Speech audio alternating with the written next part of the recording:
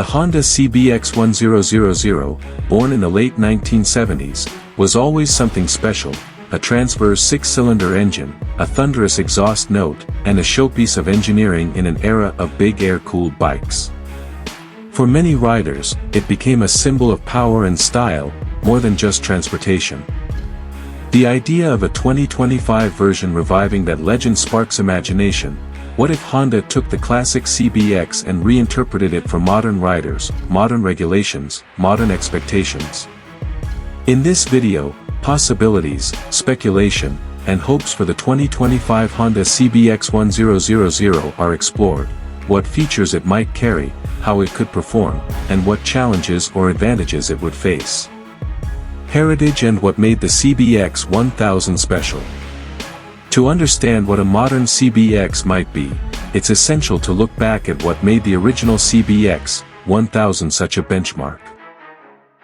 The original had a 1047 cubic centimeters air-cooled, inline-six DOHC engine with 6 carburetors, delivering 105 HP at about 9,000 RPM, and torque in the region of 72 Nm around 6,500 RPM.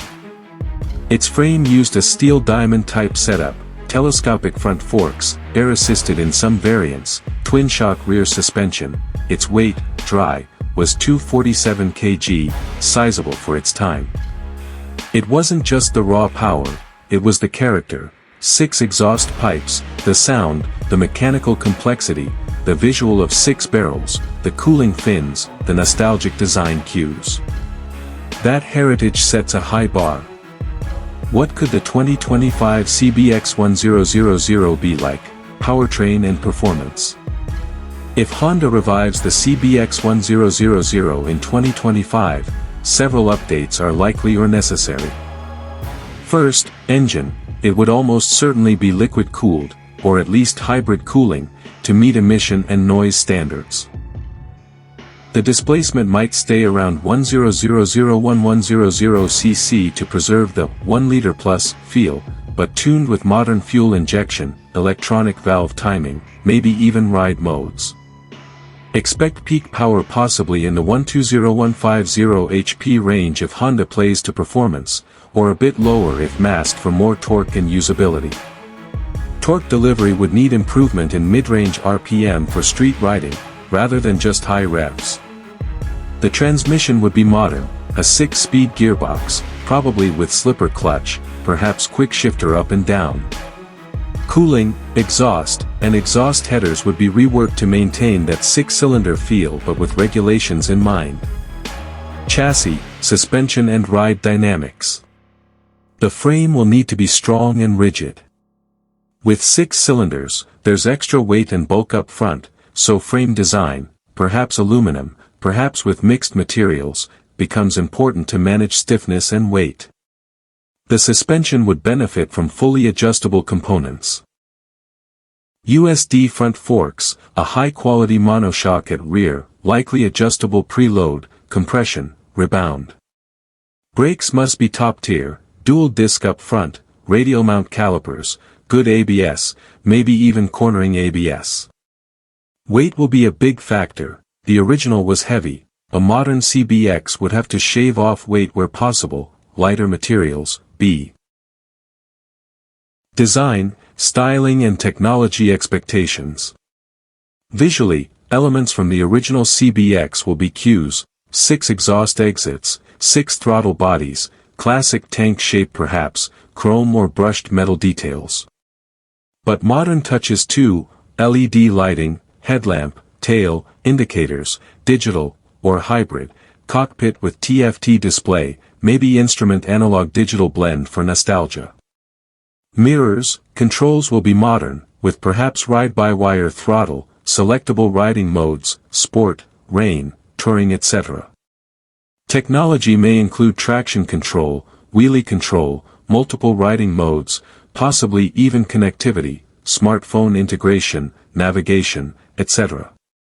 Safety features like ABS, perhaps even advanced braking assist, will be standard. Exhaust note, signature sound will be very important. CBX's identity is partially in its sound, so dual-purpose exhaust design that meets regulation without dulling the character would be critical. Practicality, comfort and everyday use. A CBX in 2025 can't just be a showpiece. It needs to be rideable. That means decent fuel capacity, good fuel efficiency, manageable maintenance. The original CBX consumed a lot, had large carburetors etc. The new one would need efficient fuel injection, better cooling, improved materials to lower servicing. Seat comfort will need attention, along with ergonomics, handlebar position, foot peg placement to suit both spirited rides and longer distance cruising. Also important will be roadside support, how easy are parts going to be, what dealer network, what aftermarket support exists. Ownership costs, insurance, fuel, servicing, need to be reasonable, otherwise only enthusiasts will afford them. Potential challenges and what might limit it. Several constraints present serious challenges. Emission and noise regulations globally are much stricter than in the 70s. A 6-cylinder inline air-cooled engine is difficult to make compliant. Cooling, catalytic systems, mufflers, sensor emissions, etc., all add weight, complexity, cost. Also, weight itself is a challenge. Balancing the grandeur of 6 cylinders with agility and handling is difficult. Price will likely be high, which could limit the market to enthusiasts rather than mass adoption. Also, logistics, the cost of producing a complex engine like that, making it reliable, making parts, making it safe, meeting regulations, these are non-trivial. Honda will have to decide whether there is enough market demand to justify the development cost. Who would buy a 2025 CBX 1000 and its market position? If built, the CBX 1000 would appeal mainly to bike collectors, enthusiasts of classic bikes, riders who want something unique, powerful, nostalgic but modern. It might compete with high-end naked bikes or retro/modern classics, for instance, bikes like the BMW R18, Ducati Panigale-inspired naked bikes, etc., but none exactly match 6-cylinder heritage. Its uniqueness would be its biggest selling point.